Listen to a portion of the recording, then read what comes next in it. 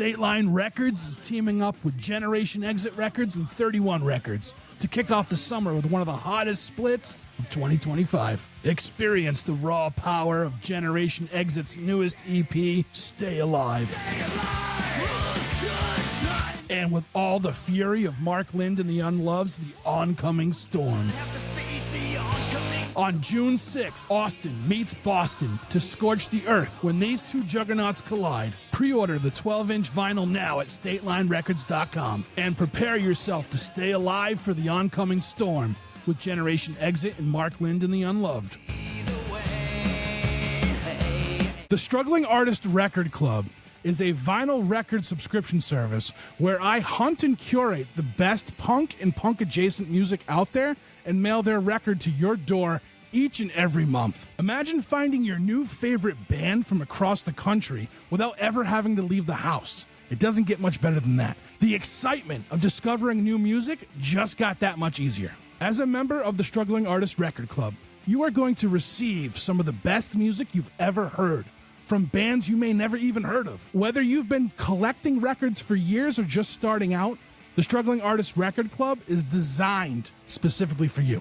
And right now, all new members get a Struggling Artist Record Club exclusive along with the monthly selection.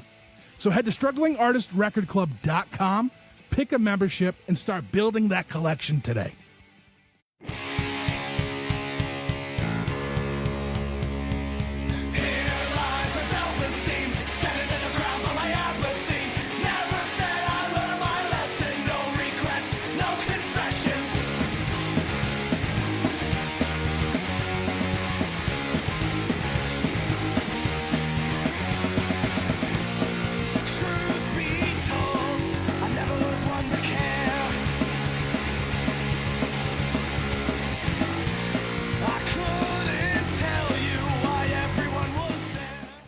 Dude, it's been a while since you've been on.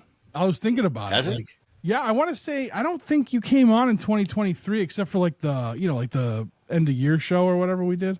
But it's been a while. Yeah, it's been a while. So, but I remember. So we also we were doing the Get Punk podcast for a while. Oh yeah, that's true. I don't even remember when that was at this point. Like, I think that was like 2020. I think that was 2023. Okay. I think so. Yeah, because that's when I can use we can use Danny Carney as like a measuring thing because like that was the year 10 Beer Queer came out, and that came out like that was before he was decorated with a million Emmys, right? Yeah, while wearing while wearing a Pinkerton Thug shirt. Yeah, I didn't understand. That didn't register with me that when he sent me a picture of him in a Pinkerton Thug shirt. It's the Emmys. Yeah, like. Was he accepting like remotely or something like that? Because I don't know what was going on. I thought he was in like his living room with a picture of his Emmys with the Pinkerton Thug shirt. I didn't realize that he went and accepted them that way. That's kind of hilarious. That's what he told me. So because he told me, he's like, yeah, I didn't come on in 2023. I'm like, I feel like I talked to you a bunch, but it was because he came on the Get Punk podcast like every episode, right? So yeah, God, he's funny as hell. Yeah, he's a good guy. His new record's great too. That's very good. I got the cassette, came in the mail. It showed up yesterday, and he like wrote me like a thank you letter or a note, but it was on the back of a MacGyver flyer for the pilot, I guess, from like the old MacGyver the real, like the original. Yeah. Yeah. I don't know why he sent it on that, but it just added to the fun of it, right? That's amazing. And then it's like he had like a label, like his return label it was like a hologram label, and it had the cover of the new album on. Really? Yeah, he went all high out. Tech. He went all out for the cassettes, Wow. Yeah. So yeah, it's been. I mean, I remember one of the times we were talking, and I don't know when it was. It was after I took. All right, so it was after I took the record club. So that was 2023. Yeah. Okay. And I said something about, hey, if you ever want to come on the podcast, and you're like, I got to wait till I have something to talk about. You said, and I was like, fair enough. Yeah, right. Now I do. Yeah. So what a segue. Look at you go. Yeah. So that's the thing. I was thinking about that today, and because I was like, well, if you ever want to just like talk about anything, and you're like, yeah, I got to figure out something to talk about. But I want to. So I inherited the record club from you, and I first off, thank you. I was honored when you asked me to take it over. I was afraid I was going to fuck it up. I'm so glad you kept it going, and you don't have to. Like if it ends up being like a albatross or something, just let it go, man. We're still doing it, dude. It's I going like the pretty idea, well. you know, and like there are people that are into it. We've got carryover from when you had it too, so that's a plus for me. Like I'm still doing this right, you know. It needs to also be like somebody who's enthusiastic and like really keeping in touch with like the local things. And I kind of was like losing grip on like losing touch with that and shit. So I wasn't the right guy anymore. And just the fact that there was somebody that could and would do that was pretty awesome. So you're the man. Well, I appreciate it. I appreciate it. So now let's talk about it. So State Line Records is still a thing. It's still going. Yeah, it still exists. Now, is Get Punk? You're not buying like new inventory, right? New stock. Yeah, I'm not doing any of that. Like, unless you're putting out something. That was basically like retail distribution. I was essentially a store. Mm-hmm. And I stopped doing that. The overhead got to be insane. The prices that they expect you to charge people got to be ridiculous, and I just couldn't see myself continuing to like. I don't know. It was cool when the records were like $20, you know. And then they started they were like $40. Fucking out of your minds. I thought it was the way to go is keep the prices low and keep people interested. But it seems that some people in the music industry just want to like crush the fucking thing till it's dead. Yeah. So, but yeah, sorry. So there's still stuff there. Most of it is State Line Records releases. There's still stuff there. It is, mostly. Yeah. It's like I have that, all that stuff. I have one of Lenny's records, and then like Mickey Rickshaw. Those are almost gone. I think that the Kings of Nothing's records that I had are gone. It's still a thing, you know. It still exists. This release that we're doing is really sort of a split release. I'm only picking up a limited number of records here. This is really like what we're doing here is a pretty good design. I think that small time bands could follow. I guess I probably should explain it all so that like I would love that. It's to their benefit. So like we're not even like talking about the cost of recording right now, which is it's probably like $1,200 a song if you want to go into a studio, and we're talking everything in like to mastering. It could even be a little bit more than that, but it's really costly to press shit right now. So you can't really nobody can afford to record like 20 songs like the old days, you know, because that would be a lot of money. You have to sell a lot of copies, but everybody can seem to do like a few songs, you know. That would end up being a 7-inch. So it just so happens 7 inches actually cost more to make right now than LPs do. They may be like compatible, but the limited pricing that I did was very discouraging. So it just so happened that Generation Exit was also recording an EP, or they're going to record an EP, and it was easier for us to split the cost of one record, and I take half, they take half, than it would be for either of our bands to do our own 7-inch. Mm-hmm. And the price will end up being less than 2 7-inches, basically. So it's a good way for bands to go, because I think the problem right now with a lot of like smaller bands is the counts. You can do a short run of records at like 100 copies, but they skip a lot. They're kind of shitty. You really need to do like 250 or more to press at a bigger pressing plants. Some bands don't want to buy that many copies, so here's an idea for you. Split it with another band and then get the 250 copies because you'll save a bunch of money, but then just split the inventory with another band, so you only have to sell 125. Mm-hmm. For example. That's a way better option than buying 125 in a short pressing, and you have to charge $30 because of how much it costs you in the record skip.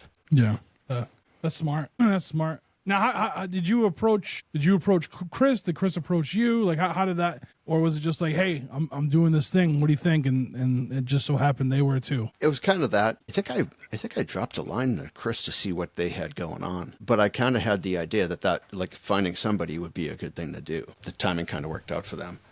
Plus, you know, the other thing is I've known them for a couple of those guys for a long time, so it was kind of cool to go back. It kind of harkens back to like the. You know, obviously I was in Ducky Boys and they were in Born to Lose, and those two bands were on the same label in what decade was that? The 00s or something. And so now it kind of makes sense. These are like sort of our offshoot bands of the day. Mm-hmm. And so it makes sense to kind of match up again. And maybe people will check it out. We'll see. Yeah. I think they will. It's awesome. I've heard, you know, I've listened to both sides of the test pressing. So you're so sweet. Yeah. I just saw someone online who got it too. Bob. Oh yeah, I sent one to him. I always do. He knows everybody, huh? So, dude, he's just like, he was like a supporter for a long, long time, going back like probably 15 years or something like that. But he always would buy the test pressing. And I'm like, dude, you're so like religiously buying these. I'm just going to send you one from me for nothing from here on in. You get Bob gets a test pressing every time. I've never met him, but he's the test pressing guy. So Bob's the reason why I got Flatfoot 56 on the show. He listens to the show and he was like, "Hey, have you ever thought about getting these guys on?" And I'm like, "I've thought about it, but I was like, I don't know them. Like, I don't think it's gonna work." And he was like, "I know them." And I'm like, "Okay." Yeah, he's not bashful. So it's like, no, he was cool. It was funny because he had a post up of the test pressing for the split and for the kilograms, and I just got my kilograms test pressing in the mail today. So yeah, so I haven't heard the kilograms yet, and he was telling me that like how much he likes them. So they're definitely on my list. I actually meant to do that the other night, and I got stoned and I got distracted. So I'll have to circle back to that one. Yeah, it's good. It's something special. That one's something special too. Yeah. Like, good. I think so. I think it did what the Boss Tones did when they first came out. It's like it's a different sound. They're doing a different sound. You know what I mean? And they have all these other things. They're drawing all these other elements in, and it just, yeah. So I had Sammy K on recently, and we talked about that, and I was like, dude, like this is something special. Like this is something that you don't hear. There's like calypso in it. There's calypso tempos and stuff in it, and Joe can do anything. I think three different people sing on the record. Oh, really? Yeah, it's Sammy K. It's Joe Gittleman from yeah, and then who was is it? I think Jay Duckworth sings on it too. I think he was the other one that sang on it, yeah. I mean, I'm late to the party because normally I would have like a Joe Gittleman thing ordered the day that he announces it. But for whatever reason, I just didn't get around to hearing them. I guess it was probably I must have been busy or something at the fucking time. Well, it was like we're here to talk about something else, but they like took like in a year they dropped I think 3 singles, an EP, and then they got this. They just like at the 1 year mark they dropped the LP. So like they've been busy. This all happened in 2024. Well, that explains it. I was unplugged in throughout the whole year working on these freaking tunes. Yeah, that's true too. Yeah, I did like 3 generations of demos and shit. 4. Yeah. So I want to ask you something about these songs too, because I when we were talking and when I was taking over the record club, you had said something about like maybe I'll be able to like work on some of my own stuff now. And now was that like were you just not able to? Were you too preoccupied with something else, or were they in there? Or were they stewing and you just couldn't get to them because of everything else? Oh, it was mostly that the last bit that. So these things, a lot of these ideas kick around for like years and stuff. So like pandemic songs and whatnot that just kind of like boiled up and finished at the right time and kind of became timely for me. I totally spaced for a second there, so you have to do a quick edit. Yeah, I was really busy with like the label and there's only so much time in a day. But the thing that the fucking killer of it all was that I didn't know I had the sleep apnea problem, which was really like, I mean, that was the real problem. Is that was like wearing me down. But it felt at the time that I didn't have the ability I didn't have enough time to balance everything. Yeah. So the sleep apnea thing, that's something we talked about for years. Like, I can't sleep because I'm crazy, but I found a way out of that. I work at night and I sleep during the day. You know what I mean? So like that helped me. But like with you, it was like, yeah, you had sleep apnea and you didn't know, right? I mean, right. I guess you wouldn't know. You wouldn't know if you have sleep apnea. You don't know if you snore unless someone else tells you, right?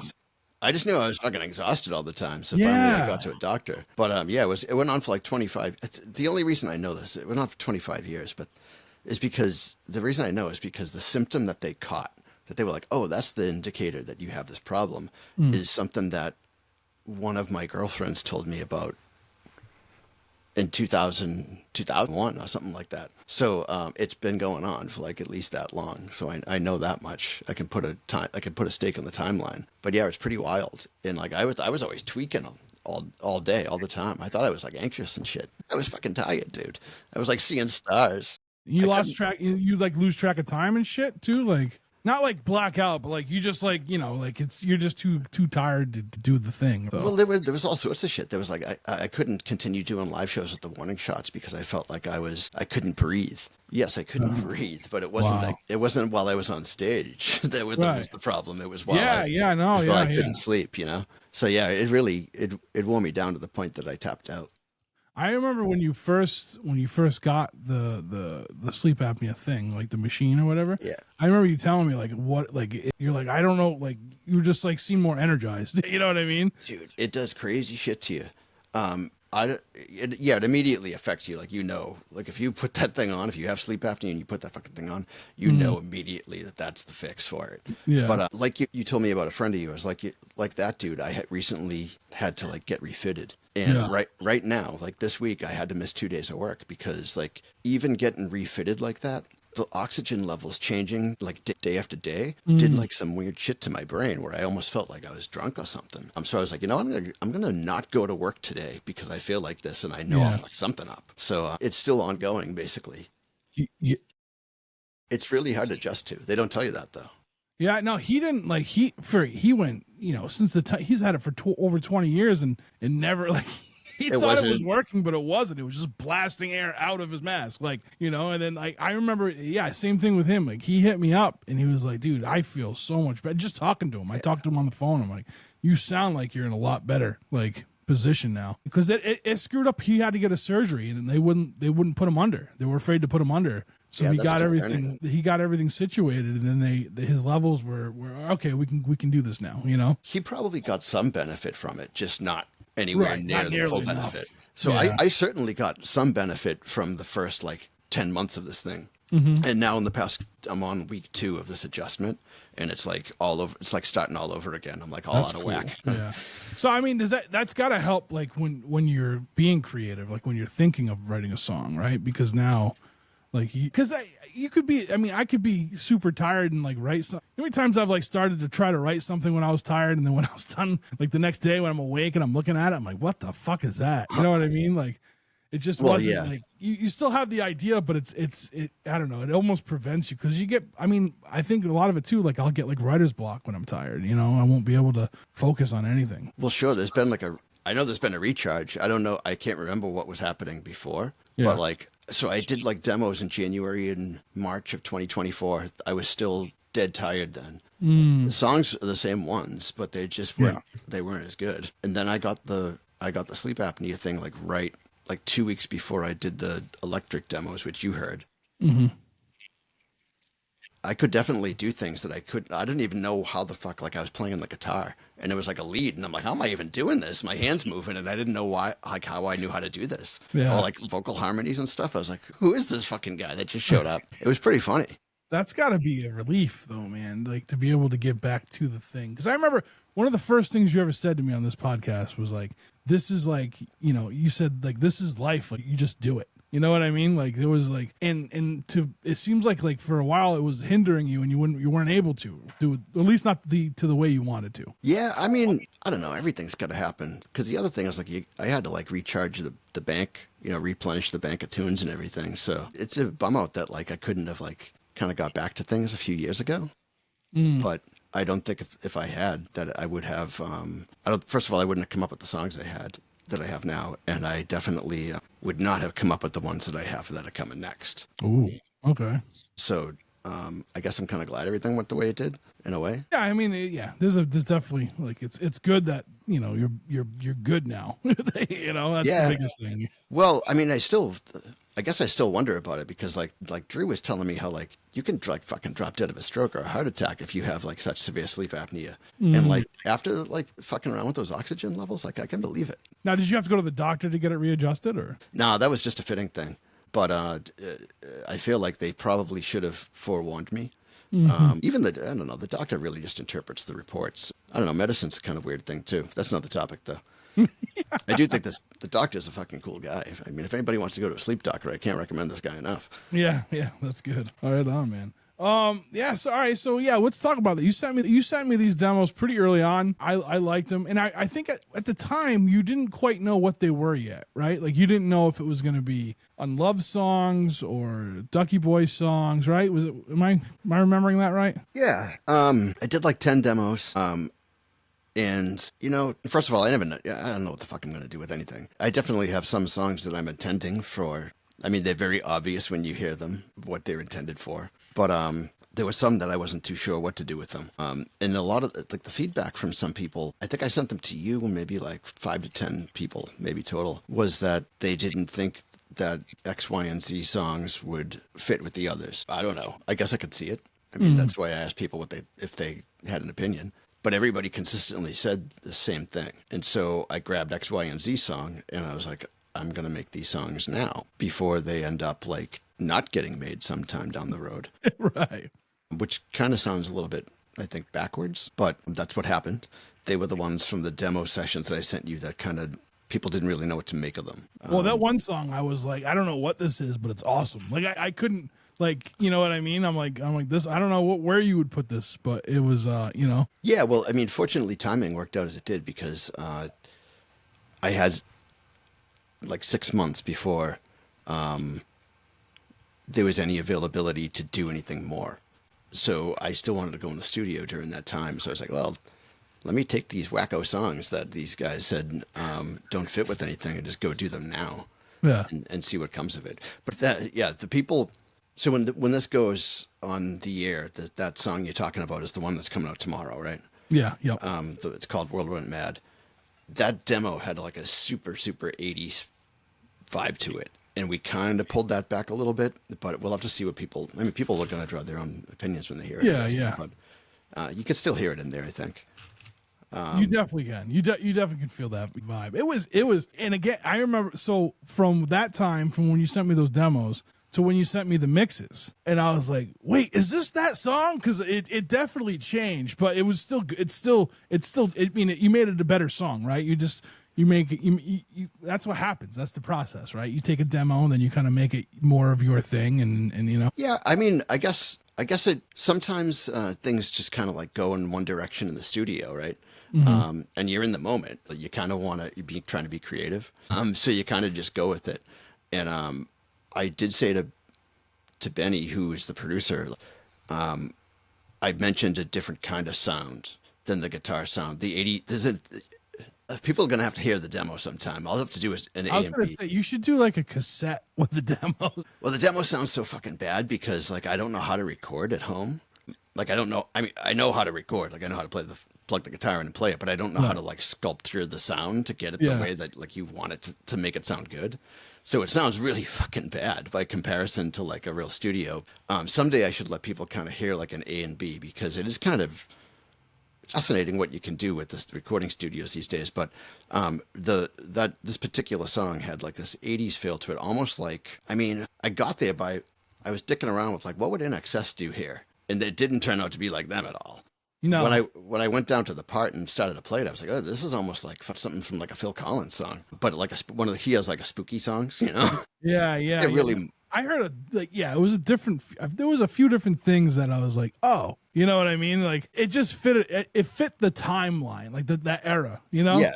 It's like in like 1983 to like 85, there were these types of songs that were like, like Run to You by Bryan Adams, or there was that song by Freda she was in ABBA, but she sang the song I Know There's Something Going On. Mm. There was like a particular 80s vibe that almost had like a spookiness to it. And I can't really explain what the fuck that means because I don't know anything about what I'm talking about, but that's what I was kind of hitting at. But when we got into the studio, and I started playing the bass and the other two guitars, they kind of like swayed in a little bit of a different direction. So or at least like what you can't hear on my demo came through better.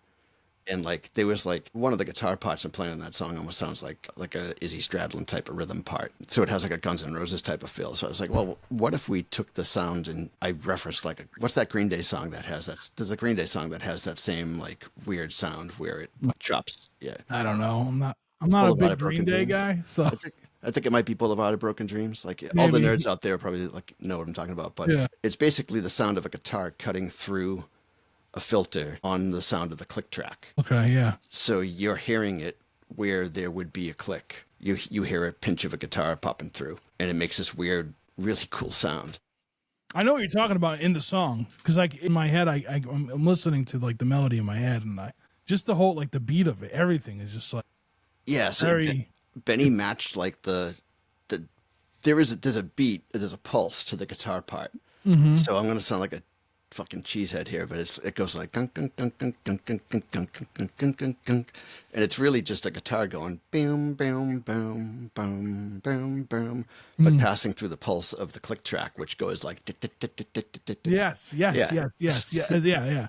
So that's it. That's I couldn't describe that, but that's exactly what it is. When I'm hearing it, like that's that. yeah, it's fucking cool. And Benny was like, oh yeah, I know exactly what you're talking about. He whips out this fucking thing. I don't even know what it was. It made like feedback. And like at the end of the song, you hear the feedback ripping, and he's like moving the thing around me like a camera almost. It was a microphone that's deliberately made to throw feedback to an amplifier that's in the other room with a microphone on it. Like the fucking future is here, man. I don't know. Yeah. I don't know what the fuck that thing was. Right on. Yeah. So that's who played drums on it then? Yeah. So Benny's he's the producer and head engineer at Mad Oak Studios. So I've been recording with him for 15 years now, 14 years. So he said, yeah, you'd play the fucking drums. I couldn't believe it. But like he was there anyway, and he plays the drums. And so it was really, really interesting and fun to do that, because it was just like me and him for like a week's worth of recording until the day that Drew, Carrie Ann, and Rich stopped by. Yeah, let's talk about that. You had some. So Benny's obviously the big one, because like if he didn't want to play, then I would have had to like hire a drummer. So Benny played that and all the percussion. So he even does like castanets and shit and fucking cowbell. But C.E. Skidmore is on this song called Turn the Temperature Down, which will be on the third single. So that'll be out in 2 weeks. Rich from The Warning Shots, he's in every band. Morgan Knockers, he played guitar on the same song that Carrie Ann's on. And then they both did a vocal on a cover song. And then Drew came down and ended up singing on all 4 songs.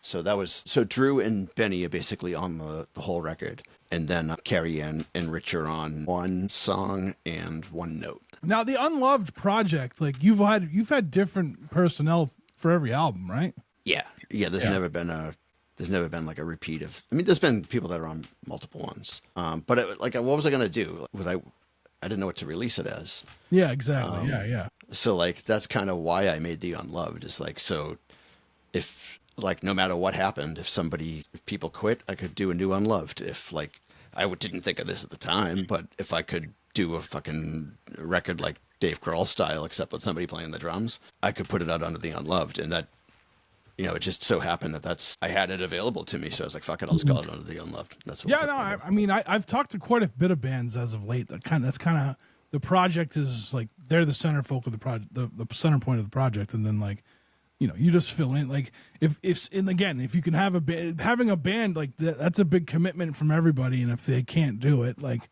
you don't want to keep the project going regardless. Yeah. And it's super, I mean, that's, super hard to keep a band going when you get older too. I mean, yeah, Jesus Christ, bands break up when they're in their early 20s because people are in it for all different reasons, and they figure out that their reason doesn't match the other guy in the band.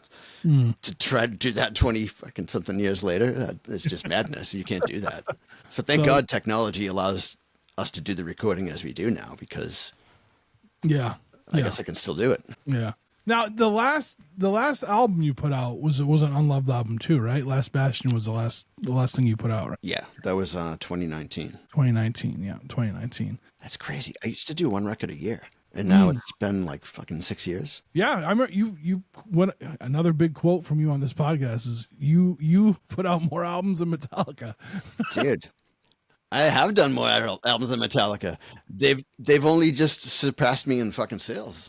Like 150 million copies. Right on, man. So there's a vibe to this. I mean, all your music always has like an overarching kind of, like point you're getting across, right? So this one it's definitely different than the last one. But I feel like these like few songs are like have the weight of like an LP because of the content. Yeah, they're definitely intended as there's a point. Yeah. To the 4 songs, like there's a point to them being together. So like there's a storyline almost, right? Mm-hmm. The Oncoming Storm, The World Went Mad, Turn the Temperature Down, and then I could have done an original song, but I really needed a song that was about like saying like what's so funny about peace, love, and understanding. And I was like, the options here, either I'm going to have to give fucking the dude the $60 and cover his song, or I'm going to have to fucking write a shitty song about the same thing that the world does not need. So we're going to go with the cover song. So Turn the Temperature Down, What's So Funny About Peace, Love, and Understanding. It's sort of like an arc that, well, I mean, it will speak for itself, I think, when people hear it. I hope, if they can decipher the lyrics. I think they will. I think they will. You've been pretty decent at being a songwriter with lyrical content too. So I think people will figure it out. Yeah, you know what? I remember you putting a social media post up. I think it was when you paid that guy. Tell me about the last song. Like, we don't have to get into it, but what's the cover? What's So Funny About Peace, Love, and Understanding? Yeah. It's Nick Lowe is the writer. But and he did the song with his band back in like 1971 or whatever. A lot of people know that song because Elvis Costello played it. Nick Lowe later produced an Elvis Costello album, and maybe I don't know, maybe they were short a song. Maybe maybe Elvis Costello just really liked that tune. But he made this cover that is his own version of it. So clearly, when people hear the one that Benny and I recorded, it's like clearly the Elvis Costello version. Because if you heard the original one, it doesn't sound like that. I mean, it's the same song, but it's a different version of it. So that's really the bit there. I think a lot of people, casual fans, might not know that that's not necessarily Elvis Costello's own song. So one of the things that I remember when you put up the post, because you were putting up a post just about like kind of like, them? Yeah, like, hey, like if you're a musician, you should be paying the people you're covering their songs if you're putting it out because it's that easy. Yeah, it's easy. It's fucking easy as hell, dude. It's like shopping on Amazon. Right. Now, maybe people just didn't know how to go about doing that, but like... Probably. CD Baby does help with that. So if somebody's like just doesn't know anything, like they're just like an amateur, like starting out, CD Baby does have a thing that says like, if it's a cover song, do you need us to help you with getting the rights? So they do have that feature, and that's really cool of them because they are educating people. But yeah, it's really simple. You just go on to this Harry Fox agency. You have to register with them as a buyer, but I'm a shopper on there just like I am on Amazon. I can go on there and look at my history of purchases of the songs I've licensed and stuff. And it's like you enter how many physical copies you're going to produce, and they give you a price, and it's really, really easy. I mean, like, I'd rather spend like my money on paying Nick Lowe for his song than buying a new set of bath towels or something. Right. And so when you were writing these songs, did you write them in order, or they kind of... No? It's absolutely a coincidence that they ended up working out the way they did. Really? Yeah. It just like, they were just like different moods, different songs that kind of sat together. And I was like, wait a second. And I just drew the lines to them. I was like, fucking bing, right there. And obviously I figured that out before I concluded that the cover song would be the right way to end it out. So that was before I got to the studio, because I had to send the songs to Benny for him to learn them, the 3 original ones. It wasn't entirely a coincidence. Like at some point in time, it ceased to be a coincidence and became very deliberate. Have you ever played shows with Mark and the Unloved? Like, you did? I didn't know if you guys ever did shows, or if you ever did shows. Yeah. Well, that's when you were living in Tennessee, right? I think so, probably, yeah. Yeah, we did a lot. I used to play with some of the guys from Death and Taxes, so we played a ton of shows with them. I mean, that's what it ended up being. Like, I had to find people that would play. So even if I did it again today, which I'm not going to do anytime soon, I would probably have to grab like a full band. And then it's a really cool way to have a band get shows. If they have difficulty getting shows, I just play my tunes, man. Yeah. And you guys play, and then we play. And it works out for everybody. I had someone on recently, and it was like, that's like the best model for like, you add one more person, and now it's a different band, and you get paid 2 bands. Yeah. Yeah. I think it was Mark Linsky from Hudson Falcons that really, I'd never thought of that before. But like that's an old time thing going back to like, when like Chuck Berry would tour or something like that. One band would back up the other guy, and it would, but that faded away for a long time. And then Mark Linsky from the Falcons was doing it, and I was like, hey, wait a second, Mark's a smart guy, and he's right. Right. Well, speaking of other things that are an old way of doing things, right? We talked one time about just touring, right? Touring, and it's an old business model. And I've had a few people on that I've kind of butchered what you said about it, like, because I couldn't remember every word, but like, I kind of think it's an interesting take. Do you want to talk about that a little bit? Or? Still, yeah, I mean, I think I know what you're talking about. Because sometimes I just shoot from the hip, and keep in mind also, dude, if I was like sleep deprived at the time, yeah, right? No, so basically, what you were saying was like the touring model is an old business. It's a business model from way back. Yeah, from like Buddy Holly days and shit. Yeah, and it kind of like I don't know, like almost puts a leash on the artist, you know, like this is what you have to do to make this. I think so. I mean, I could even expand on that at this point because, like I said earlier, everybody's into this for different reasons. I do think that the touring model is weird and outdated because, like, just because I like making songs and then recording them does not mean that I want to get up on a stage and, you know, dance a jig or something like that. I have to do a little two-step. Right. It's a different type of thing. So that I guess the industry kind of treats you like you're some sort of freak if that's what you want to do. If you just want to like record and make songs, like they just say like fuck you, we'll find somebody that will tour. But those aren't necessarily the same. It's not the same. And there could be bands out there that are completely ignored because they're not actively touring right now. But those people could supply the songs to bands that will go tour. I mean, there's a whole world of opportunity out there for everybody, but they do seem to persist in that weird model of like you have to go on the road and promote the songs. Like that was like, what else are we doing in the same model from 1958? Yeah. Every other business has changed. I mean, the music business has changed. Nobody's getting paid for their music anymore. Right, and that's why concert tickets cost like $300. Yeah.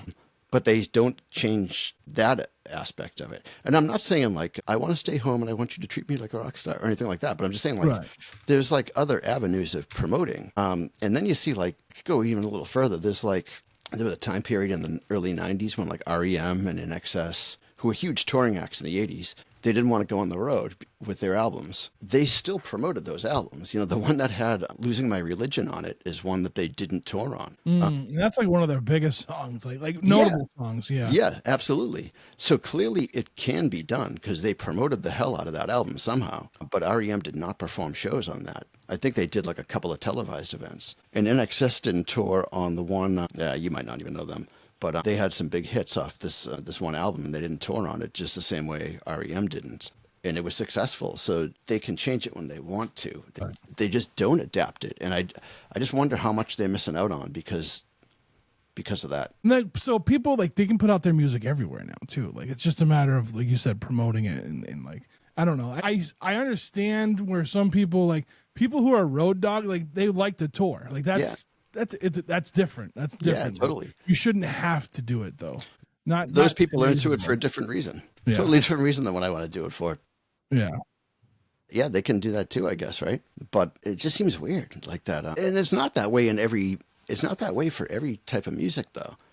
Cause like, I mean, I know it's changed now, but for decades, the pop stars that played like rap music did not tour. They just appeared on like SNL and stuff like that. I know that they do now, like there's big events happening like Fenway Park and stuff, and times have changed, but that music was still getting promoted somehow. It's just rock music that they want you still have to do that shit. You still have to get in the van and fucking eat it. Right. Yeah. Well, you know, it's that whole thing where rock music was always like bad mark on the music. You know what I mean? Like it's rock and roll. You know, it got popular, but it wasn't meant to be. It was supposed to be this underground music that everyone was going to hate on, but it got popular. You know, fucking God. Yeah. We've had some good music over the years. You know. Yeah. And then we've had some stinkers, but that's okay. Yeah. We didn't have to talk about Metallica's Saint Anger right now. That's my default fucking whipping post. I absolutely love it. I love beating on that album. It's not even that bad. Yeah. But it's a fucking great joke every time, man. You can just dump on that anytime. Another thing too, I just think about like you were talking one day about just kind of like the Boston music community and how it used to be, and because there was a show coming up. There was a show coming up in Worcester. You talking about me crapping on the fucking LA bands? Yeah. So, dude, back in the 90s, that shit didn't play around here. Right. Like, I remember, I did go see Pennywise once in like 1994 or something. They played at Axis. But like those bands, they didn't come around to Boston. Those SoCal bands, they did like the Warped Tour or whatever, but they didn't play locally. Like the ones that had the nasally voice, it just was not liked around here. And we used to all fucking break balls like fucking SoCal crap. But that was the kind of like attitude that built the scenes around here. Yeah. Because like the punk bands thought that was, I don't know, they could have listened to it in their own spare time. I certainly wasn't listening to No Effects or anything like that. Yeah. Like the only California bands that were like socially acceptable was Social Distortion, Rancid, and the Swingin' Utters. Yeah. Otherwise, it was like nobody liked it, dude. Yeah. Now it's just weird because like that show is basically like what the Punk and Drublic show would be, but they're not doing Punk and Drublic shows anymore, right? Well, so, it's the same people. That yeah. They just changed the name. Like, something like when that. I saw that, I thought that was a little strange. I'm like, like. Yeah, I mean, I'm not trying to like pick a fight with SoCal bands. I was just stating how it used to be. But that really was like the way we all were as kids back then. And I'm not just talking the punk scene, but like if we hadn't had that like that fucking attitude of like, fuck you, we don't need your shit, we never would have had the punk scene. And then, but beyond that, there was a hardcore scene. There was like a straight edge scene. There was a ska scene. There was rockabilly. There was fucking everything coming out of Boston. And it was all that attitude. Nobody gave a fuck about what was going on with these national bands. They only cared about what was happening locally. And That's then it how I still am. I'm still like yeah, that. well, there were a lot of people with that sort of attitude. And then it started to grow down here from the Boston bands. And then eventually it connected with those popular bands, and the Boston bands started like opening for those big popular bands, and then we got all the crowd. But originally it was like they were all like this to the California bands. I know, like, so especially when it just the difference between like, like these national acts and like just the independent music scene. Like my record collection is pretty extensive, and it's like 95% fucking independent music. Like I didn't get like, I think I bought and Out Come the Wolves from you like 2 years ago, and you were like, you don't have this? I was like, no, I never. Like I was like, maybe I should start buying some of those, like, you know what I mean, like some of the, because there's some of them I like, but like I just like, I would rather listen to the Drowns and the Coffin Salesmen of the world, you know what I mean, like I'd rather listen to this other stuff than like, because I can hear Pennywise and all those bands like whenever, but like like I just happen, I think I've told you this before, like listening when I had when I was down south and like the Ducky Boys came on like Faction Punk, I was like, holy shit, you know what I mean? Like that's like usually they're not playing stuff like that. They're and I've heard the Drowns on there now, and like the Iron Roses is another band that I just happened to turn the radio on yesterday, and they were on the radio. I'm like, yeah, all right, this is good. Like, but then for every one of them, you got MXPX, and you've got like, I'm not shitting on any of these other bands, but like they've never been for me. You know what I mean? Like I can tell you're basically, you got the same mindset as like we did back then. Yeah.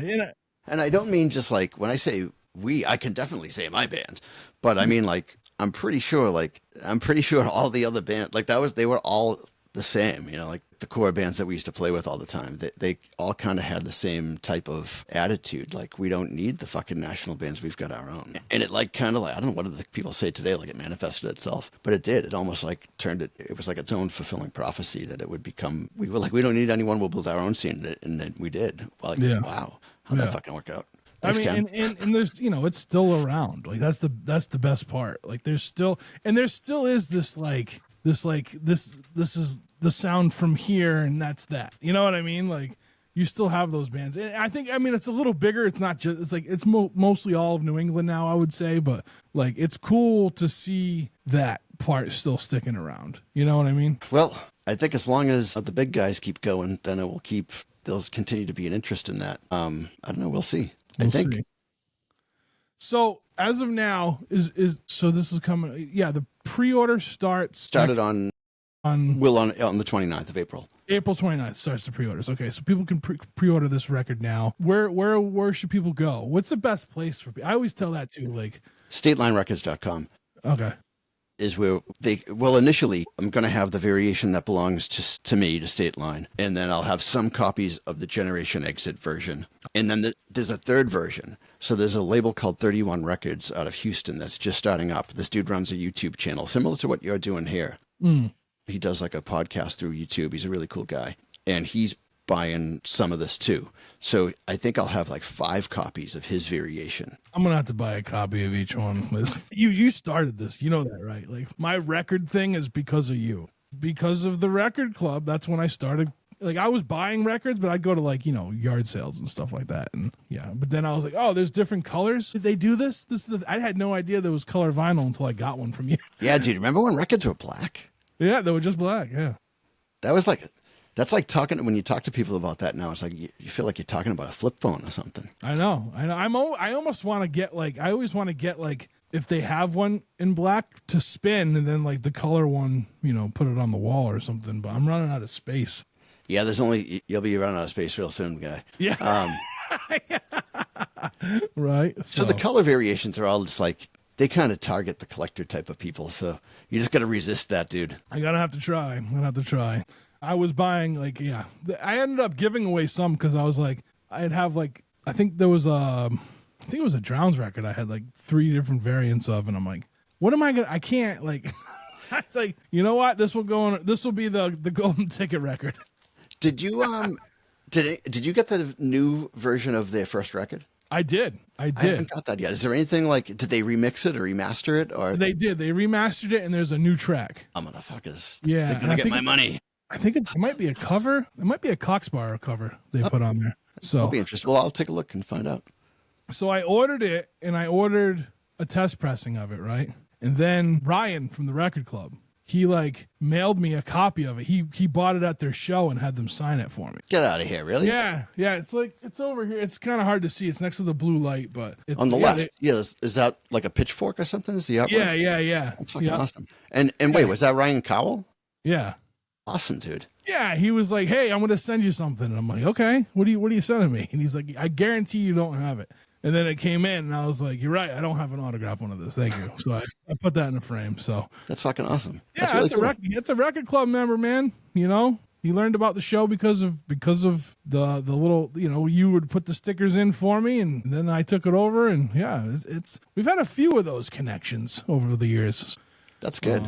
I had Dylan Disaster on, and he was like, "Hey, I've known about your show for a few years because I bought a record from Mark Lind," and So. I mean, that's what we were doing it for, right? And it's good to hear that it worked out because it is like a community thing, and I don't know if people fully appreciate that. Like, it really is. Like, if you fucking share people's shit online, it's so fucking easy. It's free, and if you do that for other people and stuff, they'll ride hard for you, man. Like you've been a sponsor of this podcast since what, 2021? So which has basically cost me nothing. But it's true though. Like, everybody could do something, and I don't know why we don't. I mean, you do. Yeah, I try. You do. You sure as hell do. I spent many years not doing, but you know what I mean. Like, I just kind of did my own thing. But yeah, no, it's easy. It's easy to do. It's easy to support each other, and like I think in times like today, like we need that more than anything, really. And to be honest with you, like the whole thing, yes, absolutely, you're right. And the whole thing that I'm doing with Generation Exit is really kind of similar to the same thing with you. It just made sense, and it worked out. And it comes back around, I mean, when I first ever talked to Chris, like he just talked about like how like they went on the road with you guys, you know what I mean? And like he's like, "Oh, Mark was so kind to us," and so it's cool to see like those connections stick around after all these years too, For sure. So that's awesome, man. That's awesome. All right, so the record is out now. Go to statelinerecords.com to pre-order it. Would there be like a digital version on Bandcamp? Are you guys doing Bandcamp at all, or how's that going to work? Yeah, so the digital version of mine, of the Unloved side, and the Generation Exit side are independent of each other. They're kind of coordinating these things, but you can hear them both on all your streaming platforms. We're both going to have our Bandcamps. When I start sharing links and stuff, it will have everything. So it will have the Generation Exit links for their Bandcamp, for their version of the vinyl, in case my version sells out of my site, they have their own. They're also going to have like 25 of my version. We're just trying to save people on having to buy it from different locations and have to pay shipping and stuff like that.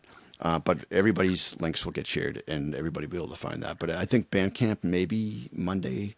So with that, the song might go live on Bandcamp the night that this goes live. Oh, okay, cool. And it will be in the streaming services the next day. Yeah, on the Tuesday. The Tuesday. Yeah. So, all right, cool. And like I said, when the record drops, we'll have you and Chris on. Hopefully, we can get you and Chris back on together, and we can have a little powwow.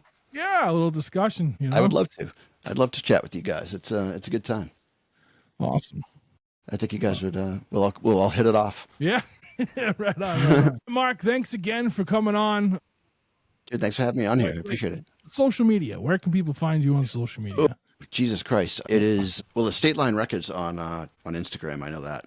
I don't know what my fucking Facebook Do you is. have one for the Unloved? Well, it's just my name. And that's the one I always use for the Unloved. It's like Mark Lind. Boston or something. I don't know, let me find out. Shit, I'll have to get back to you. We can just put it like in the links. It'll be in the show notes. So Okay, I know. Yeah. So Instagram and Threads are probably the best places, right? Oh, Facebook too, right? Yeah, Facebook's the other one, I guess. So State Line Records on Instagram and Threads. I'm just a fucking throwing tomatoes on Threads these days, but that's okay. Somebody's got to do it. Yeah, Instagram. I mean, Facebook is Mark Lind, right? I think so. Yeah, I think so. That's what it is. Yeah. I mean, if you search for that, you're gonna find me. I'm the only fucking dipshit with a skeleton in my fucking profile picture, except for the Generation Exit. They also got the same skeleton. Right on, man. Right on. All right. Well, thanks again. We'll make sure we get that in the show notes. And everyone listening, go to StatelineRecords.com and pre-order your record. Nice guy. You're the man.